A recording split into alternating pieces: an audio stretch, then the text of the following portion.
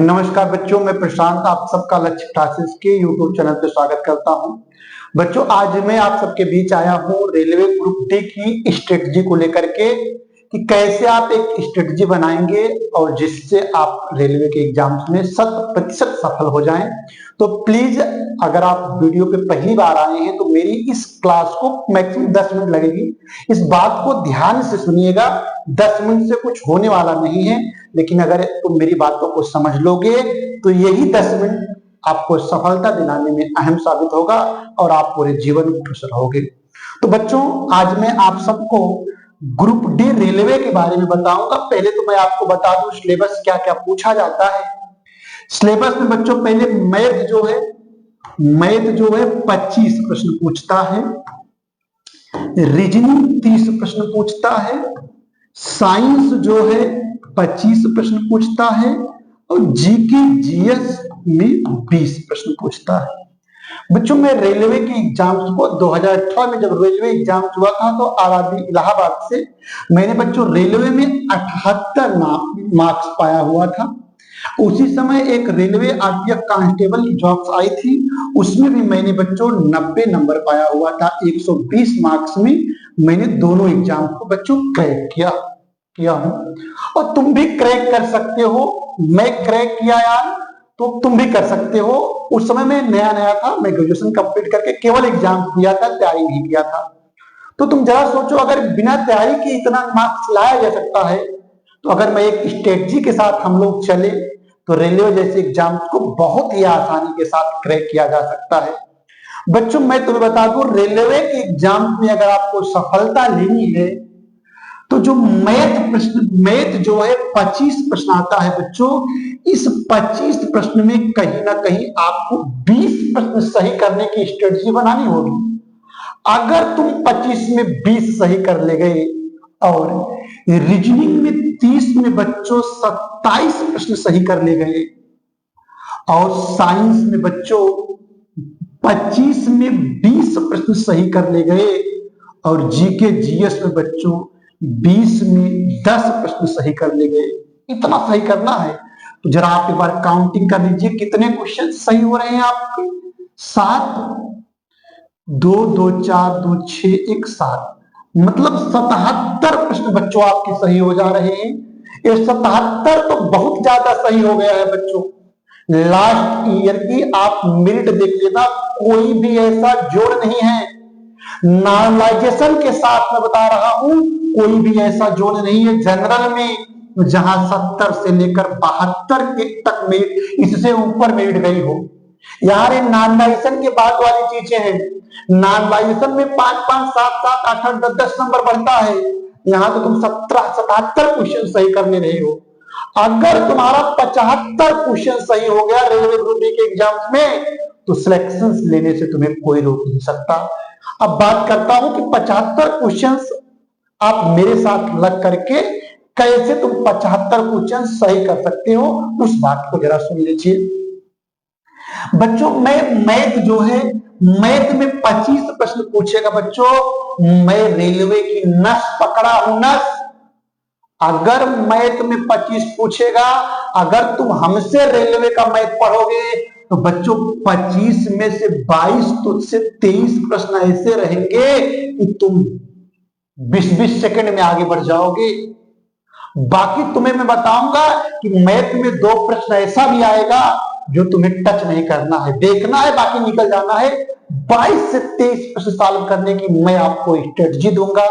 और बच्चों, रेलवे में तुम जान ही रहे हो, रेलवे में अगर सेक्शंस लेना है तो मैथ और रीजनिंग, अगर तुम लोगों की मैथ और रीजनिंग में अच्छी कमांड है तो रेलवे में आप बहुत आसानी से सिलेक्शन ले सकते हैं। रेलवे में जो तमाम वैकेंसियां आती हैं केवल मैथ और रीजनिंग का अच्छा वेटेज होता है। तो अगर बच्चों आप रेलवे ग्रुप डी को टारगेट किए हो, जिसका एग्जाम आपसे अगर बच्चों रेलवे बहुत फास्ट चलेगी तो रेलवे बच्चों 7 महीना कम से कम लेगा रेलवे ग्रुप डी का एग्जाम कराने में। तुम देख ही रहे हो, अभी एनटीपीसी का फॉर्म 5 महीना हो गया है, अभी एग्जाम्स का कोई शेड्यूल नहीं है।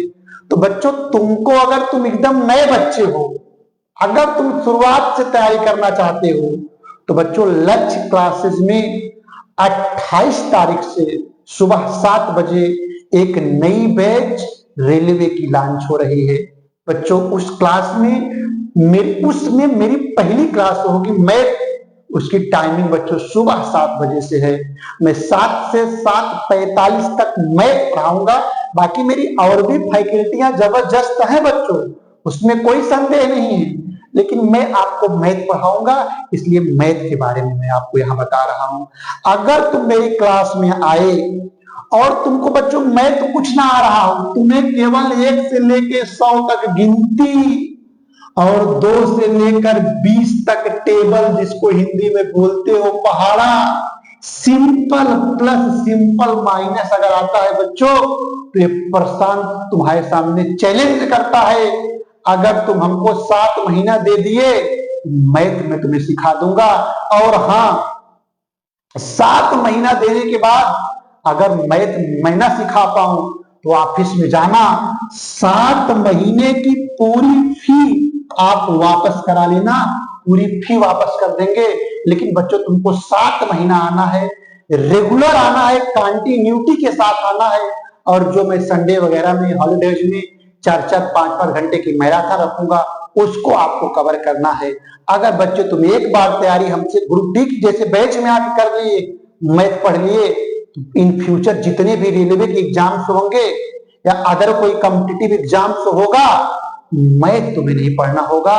मैथ लेके तुम टेंशन फ्री हो जाओगे। मार्केट में सुल्तानपुर जैसे शहर में और भी बहुत सारे बच्चे हमसे पढ़ के गए हुए हैं। बहुत सारे बच्चों का ग्रुप डी में सिलेक्शन हुआ, यूपीपी में सिलेक्शन हुआ। सिलेक्शन तो बहुत हुआ, बहुतों पर नहीं भी हुआ है। लेकिन तुम मार्केट में पूरे सुल्तानपुर में किसी एक बच्चे से पूछ लोगे जो हमारे यहाँ पढ़ा है, जो क्लास लिया है, अगर तुम ऐसे पूछ लोगे भैया प्रशांत सर मैथ कैसा पढ़ाते हैं, तो तुम्हें बता देगा प्रशांत सर के बारे में। हम अपनी प्रशंसा यहाँ करने नहीं आए हैं, हम तो केवल आपको अपनी बात रखने आए हुए हैं। अगर तुम भी औरों की तरह अपना भविष्य अच्छा बनाना चाहते हो, तुम भी आने वाले समय में 4 व्हीलर गाड़ी से चलना चाहते हो, एसी में रहना चाहते हो, मम्मी पापा के सपनों को साकार करना चाहते हो, तो अगर उस बीच में गणित एक रोड़ा बन रहा है, तो मैं प्रशांत आपके जो गणित वाली मजबूरी है, उस गणित को एकदम तुम कहोगे भैया गणित मतलब कुछ है ही नहीं है। गणित में तुम 22 से 23 क्वेश्चन सही करके आओगे, मेरे साथ जब जुड़ जाओगे तब। तो बच्चों मैं यही कहूंगा कि 28 तारीख से सुबह में 7 बजे जो रेलवे वाली बैच स्टार्ट हो रही है, उसमें आप आए और अपना एडमिशन कराएं और रेलवे के एग्जाम्स में एक सीट सुनिश्चित करें। और जो भी आपके भाई बंधु रिलेटिव हो, उनको बताएं कि प्लीज एक बार लंच क्लासेस में जाकर के चीजों को सीखें। बच्चों बातें तो बहुत है बताने के लिए, और बातें जब क्लास में मिलोगे तब देखोगे कैसे पढ़ाता हूं। बस यही अपनी बातों को समाप्त करता हूं। धन्यवाद बच्चों।